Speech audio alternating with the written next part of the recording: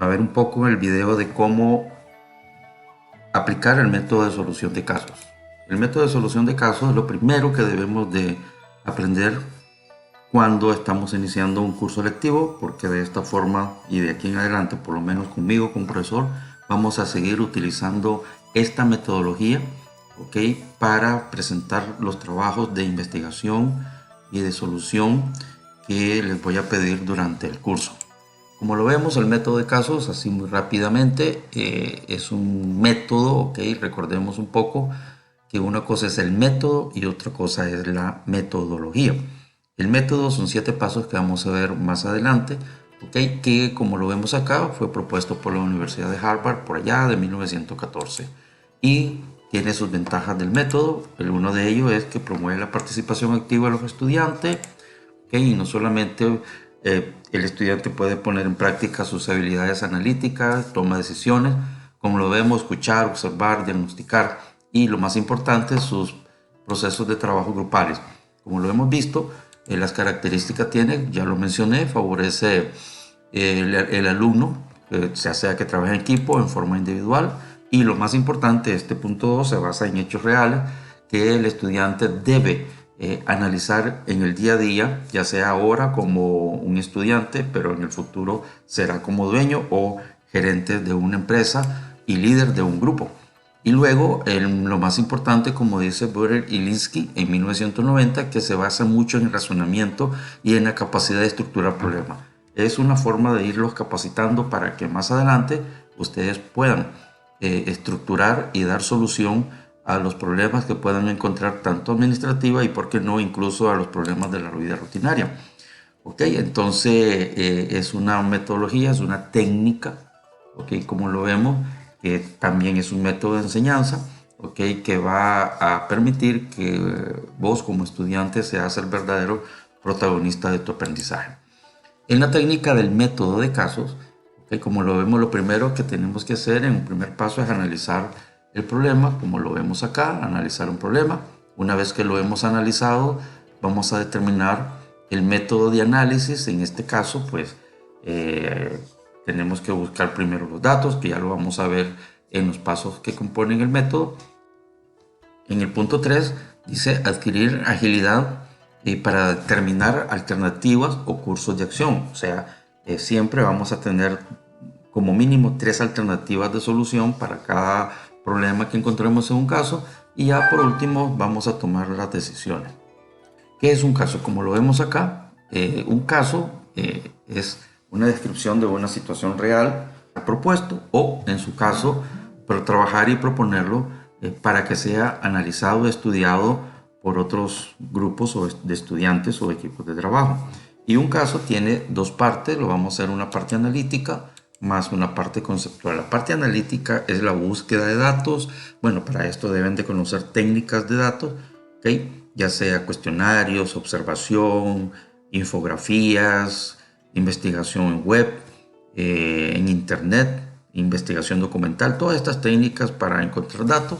Una vez que analizamos esta parte técnica, ¿okay? En la parte analítica, en los datos, recuerden que el procesamiento de datos nos lleva a tomar un resultado que se conoce como información. La información, que quede claro, es el resultado del procesamiento de los datos para la toma de decisiones. Ya esta toma de decisiones, nosotros le aplicamos la parte conceptual y de esta forma tenemos la dimensión del caso. Una vez que ya hemos comprendido el caso, vemos para quién, qué, por qué, cuánto, cómo, ¿ok? Cómo vamos a aplicar eso, quién es el que está provocando el problema, por qué está pasando, cuándo le vamos a dar solución, qué es lo que vamos a hacer y al final vamos a tomar una decisión. Entonces, así muy rápidamente, un caso tiene 3 formas, 3 dimensiones en las cuales vamos a siempre analizarlo: simple, medio y complejo. En la parte simple vemos que la decisión final ya está tomada. Pasamos a la dimensión media, que sabemos cuál es el problema, pero la decisión final no la hemos tomado. Y la dimensión compleja es que el problema no está definido, por lo tanto no sabemos cuáles son todas sus implicaciones que tiene ni cuáles van a ser sus consecuencias. Entonces vemos, y repito, que un problema lo vamos a, o el caso es igual a problema, lo vamos a analizar de tres dimensiones. Simple, cuando ya sabemos cuál es el problema, ya hemos incluso tomado una decisión, solo falta aplicarlo. Medio, sabemos cuál es el problema, pero no se ha tomado una decisión. Y complejo, cuando sabemos que hay un problema, no sabemos qué vamos a hacer y por supuesto no tenemos, no hemos decidido qué es lo que vamos a hacer, no se ha tomado una decisión final. Y también el grado de dificultad lo clasificamos como simple, medio y complejo.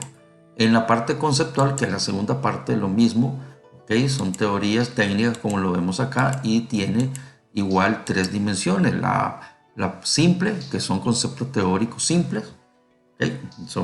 Es muy fácil de comprender y que es lo que vamos a aplicar. Un ejemplo, si tenemos que reparar una casa, sabemos que tomar una decisión, comprar materiales y cómo lo vamos a reparar, es algo muy simple, ¿ok? Luego una decisión media, un ejemplo, una parte conceptual, son conceptos teóricos, que debemos de hacer una investigación para encontrar alguna solución a algún problema, ejemplo, un pronóstico que queremos desarrollar, entonces tenemos que aplicar conceptos teóricos de mayor complejidad. Y por supuesto que ya hay problemas complejos que tenemos que resolver y usar conceptos multidisciplinarios, o sea, pensar desde las diferentes ópticas, diferentes aristas y aplicar diferentes teorías que nos puedan ayudar a llevar a una solución.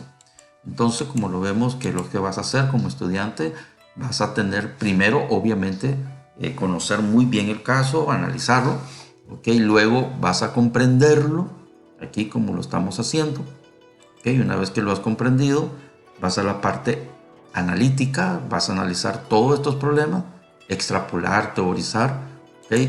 Paso segundo, vas a aplicar lo que has analizado para hacer propuestas de solución.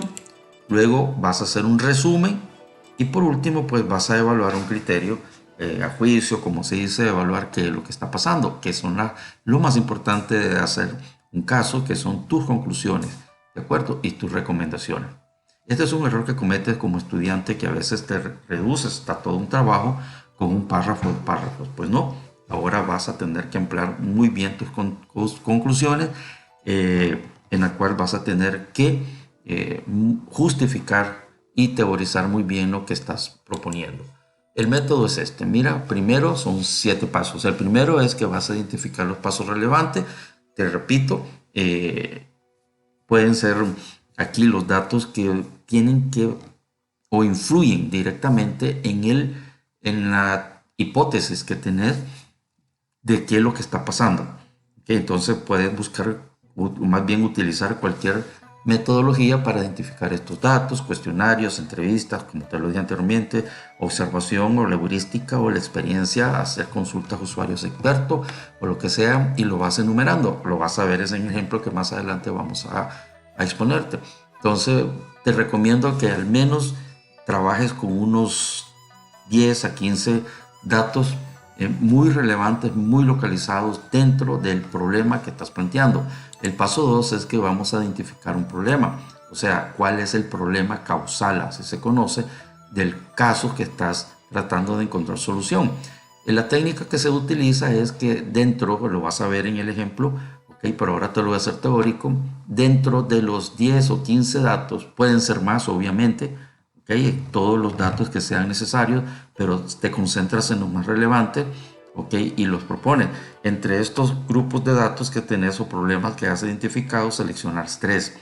De los 3 que estás seleccionando, okay, que son los más importantes, siempre cuando tenés un grupo de datos, de problemas o personas, siempre hay quienes sobresalen.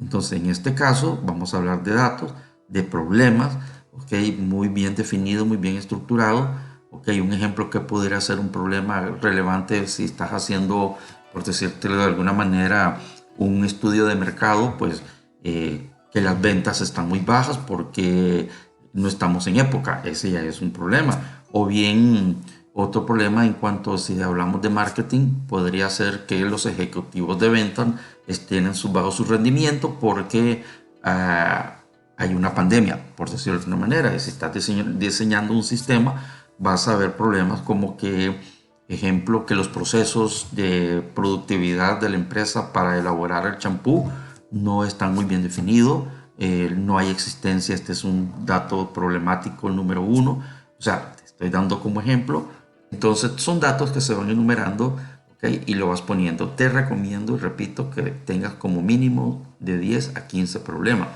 Entre todos estos problemas hay tres como mínimo que sobresalen, pueden ser más de 3 hasta 5, ¿okay? Y esto lo vas a enumerar y dentro de estos tres, o más bien entre estos tres, vas a seleccionar uno. A partir de ese momento será el problema focal, como lo estamos viendo. ¿De acuerdo? Y ya lo has identificado, obviamente en el documento vas a justificar y vas a decir por qué lo has identificado. Luego viene el análisis de los datos, como ya son 15 datos, a veces hay 20, 30 datos, te recomiendo que los agrupes por tipos, ejemplo, problemas de infraestructuras, problemas de procesos, problemas de recursos humanos, ¿ok? Para que los agrupes en la cantidad de datos que has encontrado en el punto 1 y así se hace más fácil hacer el análisis grupal. Una vez que ya lo has analizado, recordad que un análisis no es describir una situación, sino es ver cómo impacta, ¿okay? Este dato que tenemos acá con el problema focal o el problema focal, cómo influye en ello, entonces lo vas haciendo por grupo. Una vez que lo has analizado, ¿okay? Identificas las necesidades. Pero estas son necesidades, que te quede claro, que requieres para que ese grupo de problema puedan encontrar su solución. Dije, la necesidad no es la solución. Por ejemplo, si tú tienes necesidad de, o más bien tienes la necesidad de comprarte un martillo, ok, o más bien tienes un problema que vas a clavar una tabla, para ello analizas el problema de clavar una tabla y decís, no tengo martillo. Ok, entonces ya has identificado un problema al analizarlo, ok, que no tienes martillo. ¿Y qué necesitas entonces? Ir a comprarlo. Ok, entonces con esto planteas alternativas de solución, como lo ves acá.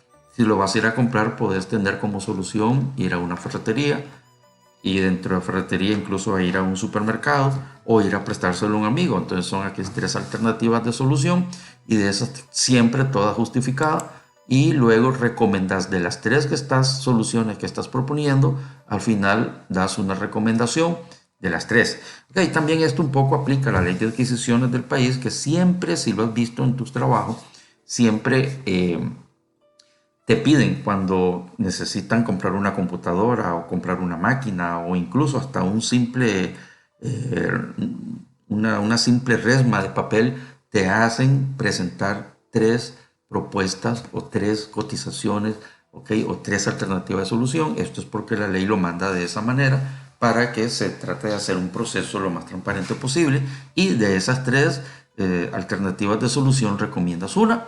¿Ok? Todo esto debe ser justificado. Y por último concluye, ¿ok? Para que aplicando estos 7 pasos que constituyen el método de solución de casos. ¿Queda claro?